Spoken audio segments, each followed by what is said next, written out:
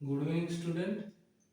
গতকাল এবং গত পরশু জুড়ে সারা রাজ্য জুড়ে আমাদের পশ্চিমবঙ্গের ডাব্লিউবিপিএসসি ক্লার্কশিপ পরীক্ষা তোমরা দিয়েছো।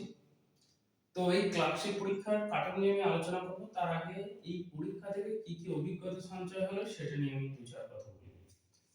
দেখো, এই পরীক্ষার কোশ্চেন পেপার কি হয়েছে? ম্যাথ, অনেকের মতে টাফ, ক্যালকুলেটিভ, ইংলিশ স্যার চেনা জানা কোশ্চেন কম ছিল, জিকে স্যার একদমই চেনা জানা ছিল।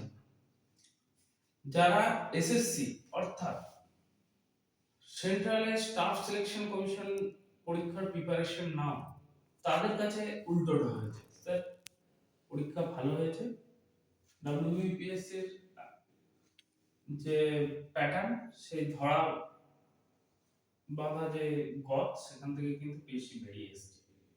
কি হয়েছে না, এদের কারেন্ট অ্যাফেয়ার্স স্ট্র্যাটেজিকের প্রতি আকর্ষণ বেড়েছে, এবং সেই কারেন্ট অ্যাফেয়ার্স এবং স্ট্র্যাটেজিক গুলো ওরা যে ধরা বাঁধা ছকে পিএসসি দেয় সেই ছকে আসেনি, অনেকটা এসএসসি প্যাটার্নে এসেছে। তাই যারা ভাবতে যে স্যার আমি তো পিএসসি প্রস্তুতি নিচ্ছি, তার সঙ্গে পশ্চিমবঙ্গ পুলিশের বিভিন্ন পরীক্ষা, কনস্টেবল বা এসআই বা জেল ওয়ার্ডার এই সমস্ত প্রস্তুতি নিচ্ছি, তাই আমি এসএসসি লেভেলের প্রিপারেশন নেব না, তাদের কাছে এটা একটা ধাক্কা এসেছে। এটা থেকে তোমরা শিক্ষা নিতে পারো যে আগামী দিনে পিএসসি, এসএসসি, এনটিপিসি বা যে অন্যান্য পরীক্ষাগুলো আছে তার মধ্যে বিশেষ কোনো ফারাক কিন্তু থাকবে না।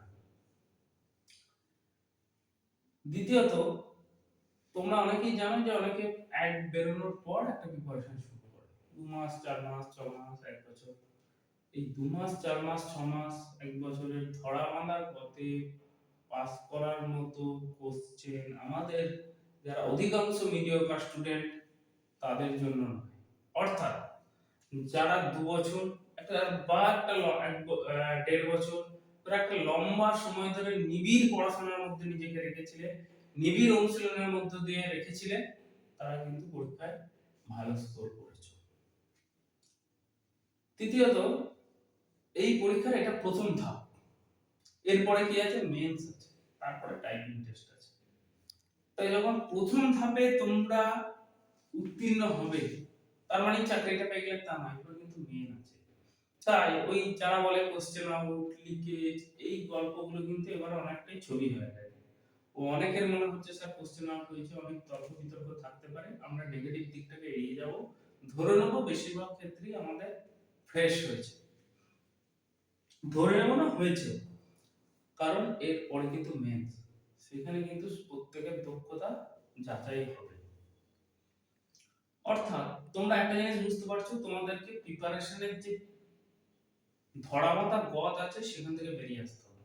আমি স্যার এসএসসি সিজিএল এরও প্রিপারেশন নিচ্ছি, আমি এমটিএস এরও প্রিপারেশন নিচ্ছি, আমি এসএসসি জিডিরও প্রিপারেশন নিচ্ছি, যাদের জিডি হবে অ্যাপ্লিকেবল তাদের জন্য, আমি স্যার সিএইচএসএল এরও প্রিপারেশন নিচ্ছি, আমি আগামী এনটিপিসির জন্য প্রিপারেশন নিচ্ছি, আমি পিএসসি ক্লার্কশিপের জন্য প্রিপারেশন নিচ্ছি, আমি মিসলেনিয়াসের জন্য প্রিপারেশন নিচ্ছি।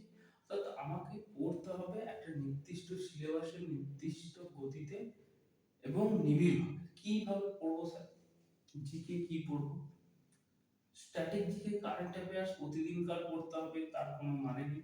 কারেন্ট অ্যাফেয়ার্স তোমরা মান্থলি পড়তেই পারো, এবং কিন্তু প্রত্যেকটা জিনিসকে তোমাদেরকে খেয়াল করে রাখতে হবে, এবং যেটা ইম্পর্টেন্ট সেটা তোমাদেরকে তোমাদের ম্যাগাজিন হোক, তোমাদের কারেন্ট অ্যাফেয়ার্সের নোট হোক, সেখান থেকে কালেক্ট করতে হবে।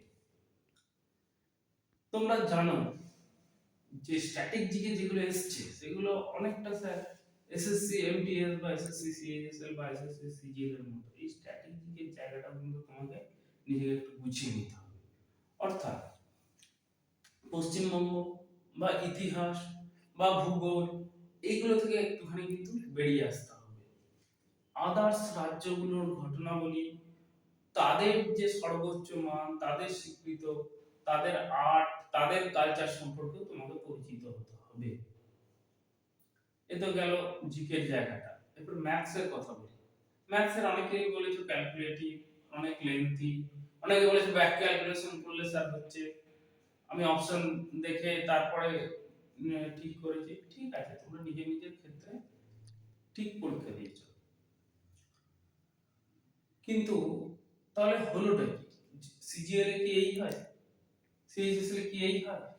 এমটিএস এ কি এই হয়? না, টাইমটা তোমার কাছে কম থাকে, বলে তুমি কি হয় বড় বড় অঙ্ক কিভাবে ছোট প্রসেসে নামানো যায় সেই পদ্ধতিটা তোমার জানা থাকে। ঠিক এই যে তোমরা এনটিপিসি দেবে আগামী দিনে, যারা আরপিএফ এর এসআই দেবে ডিসেম্বর মাসে, যারা আরপিএফ কনস্টেবল দেবে, যারা আগামী দিনে এসএসসি জিডি দেবে, তাদের কাছে কিন্তু এই প্যাটার্নটা কিন্তু খুব গুরুত্বপূর্ণ। অর্থাৎ অঙ্ক করতে হবে, অঙ্কের শর্ট প্রসেস গুলো জানতে হবে, এবং অঙ্কের অপশন দেখে যে কারেক্ট অ্যান্সার আসা যায় সেগুলো তোমাদের জানতে হবে। এরপর আছে ইংলিশ। স্যার ইংলিশটা কি হয়েছে? অনেকে বলছে স্যার পিএসসি এই ধরনের ইংলিশ দেয় না, এই ধরনের ইংলিশ এসএসসি দেয় বা ব্যাংক দেয়। অনেক কোশ্চেন এইচএস লেভেল বা গ্র্যাজুয়েশনও করেছি সেই ধরনের কোশ্চেন। ঠিক, পিএসসি তোমাকে ওপেন খোলা মাঠে খেলতে মিসলিনিয়াসে দিয়েছিল, তার মানে যে ক্লাসিক্যাল হবে তা নয়। তোমাকে তোমার কোশ্চেনটা অ্যাপ্রোপ্রিয়েট অ্যানসার দেওয়ার প্রসেসটা জানতে হবে। তোমাকে সিএইচএসএল এর জন্য, সিজিএল এর জন্য প্রিপারেশন নিচ্ছ বলে পিএসসি ক্লাসিক্যাল প্রিপারেশনের ধাঁচ পাল্টে দেব, সেটা করার দিন শেষ বাবু। এরপর আমরা আসছি যে এই পিএসসি ক্লাসিকে যারা কাটা ক্লিয়ার করবো, যারা পাস করবো তাদের চাকরি পাওয়ার সম্ভাবনা। তোমরা জানো এবারে ভ্যাকেন্সি হিউজ পরিমাণ রয়েছে, কারণ বিভিন্ন দপ্তর থেকে 2025 থেকে 27 এর মধ্যে একটা হিউজ রিটায়ারমেন্ট করবে। অলরেডি হিউজ রিটায়ার করে গেছে বিভিন্ন দপ্তরগুলোতে। কর্মী সংখ্যা সত্যি কম। তোমরা যারা ডিএম অফিসে যাও, এসডি অফিসে যাও, বিডিও অফিসে যাও, দেখেছো ক্লার্কের সংখ্যা হু হু করে কমে গেছে। এবং আগামী 27 সালের পর বিভিন্ন লাইন ডিপার্টমেন্টগুলোতে সত্যি কর্মী সংখ্যা ব্যাপক হারে কমে যাবে। তো এর জন্য গভর্নমেন্ট একটা টার্গেট নিয়েছে যে একটা হিউজ সংখ্যক রিক্রুটমেন্ট তোমাকে পিএসসি ক্লাসরুমের মাধ্যমে করা হয়। এখানে তোমাকে যেটা করতে হবে, তোমাকে কিন্তু মেনে প্রচুর সংখ্যক ছেলেমেয়েকে ডাকবে। অলরেডি তোমরা দেখতে পেয়েছো তাদের প্রিপারেশন কেমন, একটা হিউজ পরিমাণ অ্যাবসেন্ট ছিল প্রিলিমিনারি।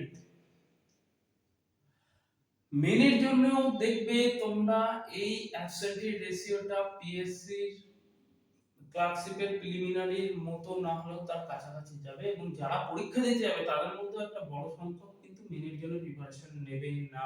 কারণ তাদের তো টার্গেট হচ্ছে স্যার আমার টার্গেট কনস্টেবল, আমার target Kolkata police constable, lady constable, GD. আমি কেন স্যার ডেসক্রিপটিভ করব? দেখো এর ফলে কি হয়, ওই পিএসসি ক্লার্কশিপের প্রিলিমিনারি রেজাল্ট বেরোলো, তারপরে তাড়াহুড়ো করে মেন্সের জন্য একটু পড়লো, কি পড়লো না, হতাশাগ্রস্ত হয়ে লাস্ট 7 দিন 10 দিন ধরে কিছু পড়লো না, দিয়ে পরীক্ষা দিতে গেল, যা পারলো পারলো, না পারলো না পারলো, আসছে বছর আবার হয় বলে চলে যাবে। এটা করা যাবে না বাবা। কারণ তুমি একটা ধাপ পেরোচ্ছ, মানে পরের ধাপটা তোমাকে পেরোতে হবে। আলটিমেট তোমার লক্ষ্য হচ্ছে ওই অ্যাপয়েন্টমেন্ট লেটারটা। তাহলে মেনের জন্য তোমাকে কিন্তু এরপর প্রস্তুতি নিতে হবে। অলরেডি অনেকেই নিচ্ছ, আর যারা নিচ্ছ না তাদের জন্য প্রস্তুতি নিতে শুরু করবে। এই মেনের প্রস্তুতি স্যার নিলাম, যদি ক্লাসিকে না পাস করি, প্রথম কথা আমি বলবো যে এই নেগেটিভ চিন্তা ভাবনাগুলো মাথা থেকে সরিয়ে দিতে হবে। যদি না করি তাও আমি বলছি তোমার জন্য আগামী দিনে এসআই আছে, এখনো পশ্চিমবাংলা পুলিশের এসআই আছে, কলকাতা পুলিশের এসআই আছে, মিসলেনিয়াস যারা ভালো পরীক্ষা দিয়েছে মিসলেনিয়াস আছে, আইসিডিএস সুপারভাইজার আগামী দিনে পরীক্ষা হলে তার মেন্স আছে, এবং ডাব্লিউবিসিএস আগামী দিনে ডাব্লিউবিসিএস পরীক্ষা যে ঘরানায় হতে চলেছে, তোমরা বুঝতে পারছো প্রত্যেকটা পরীক্ষার কিন্তু ঘরানাগুলো কিন্তু চেঞ্জ করতে চলেছে। সেক্ষেত্রে তোমাদের মেনের প্রিপারেশনটা সত্যি জরুরি। তোমরা কিন্তু মেনের প্রিপারেশন নিতে শুরু করে দাও। তাহলে কত পেলে নেব আমি আসবো, এক্সপেক্টেড কাটার মার্কস আমি যেটা আশা করেছি সেটা তোমাদেরকে এরপর বলবো। স্যার কাটা কত যাবে? প্রথম কথা বলি, কোশ্চেন কিন্তু পিএসসি ক্লার্কশিপের যা কোশ্চেন, ক্লার্ক পোস্টের জন্য কোশ্চেনে যে ধাঁচ হয়ে এসেছে তার থেকে যথেষ্ট স্টাফ 2016 বা তারও আগে যদি তুমি চলে যাও 2000, সম্ভবত 2013, 2016, 2019, এইগুলোর থেকে কিন্তু কোশ্চেন টাফ এসছে। তাহলে স্যার কাট অফ কত যেতে পারে? তোমরা জানো গতবারে যা কাট অফ হয়েছিল 65, তার থেকে কমবে। কত কমবে? ফর্ম ফিল আপ তো বেশি করেছে, ছেলের প্রিপারেশনের মধ্যে আছে অনেক বেশি ছেলে। আমি বলছি তুমি যদি জেনারেল কাস্টের হও, 55 যদি তোমার স্কোর থাকে, 55 যদি তোমার স্কোর থাকে, 55 যদি তোমার স্কোর থাকে, তুমি মেয়ের জন্য রীতিমতো পড়াশোনা শুরু করে দাও। কারণ 55 স্কোর থাকলে তুমি শুধু পাস করবে তা নয়, তুমি কিন্তু চাকরির লড়াইয়েও চলে গেছো। অর্থাৎ প্রিলিম নম্বরটা যেহেতু মেন্সে তোমার একটা যোগ হওয়ার ব্যাপার আছে, সেক্ষেত্রেও তুমি কিন্তু এগিয়ে গেছো। যারা ওবিসি আছে, ওবিসি এ, মাথায় রাখবে ওবিসি এর ক্ষেত্রে কিন্তু 53 টা আরো কমতে পারে। তোমরা কিন্তু লড়াইয়ে চলে গেছো। যারা ওবিসি বি আছো, তারাও কিন্তু এই 55, যারা এসসি আছো নাম্বারটা অনেকটা কমবে, প্রায় 45, কাটা মার্কস 45 এর কাছাকাছি যাবে। যারা এসটি আছো তারা কিন্তু আমার হিসাবে 38 থেকে 40, 38 থেকে 40 এই মধ্যেই কিন্তু তোমাদের কাটা মার্কসটা থাকবে। সবাইকে আরো একবার বলছি যে যারা প্রিপারেশন নিচ্ছ, যারা পরীক্ষা খারাপ হয়েছে মনে করছো, তারা প্লিজ হাল ছেড়ে দিও না, উঠে পড়ে লাগাও। আগামী দিনে তোমাদের জন্য রয়েছে এনটিপিসি, তোমাদের জন্য রয়েছে এসএসসি এমটিএস, তোমাদের জন্য রয়েছে আরপিএফ কনস্টেবল, আরপিএফ এসআই, এবং তারপরে আরো কিছু এই ওবিসি মামলার রায় যখন বেরোবে, তারপর রাজ্য সরকারের একের পর এক পরীক্ষা আসতে থাকবে। বি প্রিপেয়ার মেন্টালি, যে তোমাদেরকে আগামী দিনে একটা চাকরি পেতেই হবে, তার জন্য প্রিপারেশন শুরু করো। আর আমাদের ঠিকানা তো তোমরা জানোই, Sarathi institute of competitive exam, Bardhaman শহরে, একদম তেলিপুরে, যেখানে তোমরা প্রিলিমিনারির সঙ্গে সঙ্গে মেন্সের প্রস্তুতিরও সুযোগ পাচ্ছ। আমাদের অ্যাড্রেস এবং ফোন নাম্বার আমাদের ডেসক্রিপটিভ লিংকে থাকবে, তোমরা ডেসক্রিপশন বক্সে থাকবে, তোমরা সেখানেও দেখে নিতে পারো। এবং তোমাদের সকলকে আরো একবার অভিনন্দন জানাচ্ছি, আরো ভালো করে পড়াশোনার জন্য শুভেচ্ছা বার্তা রইল। সকলে ভালো থেকো।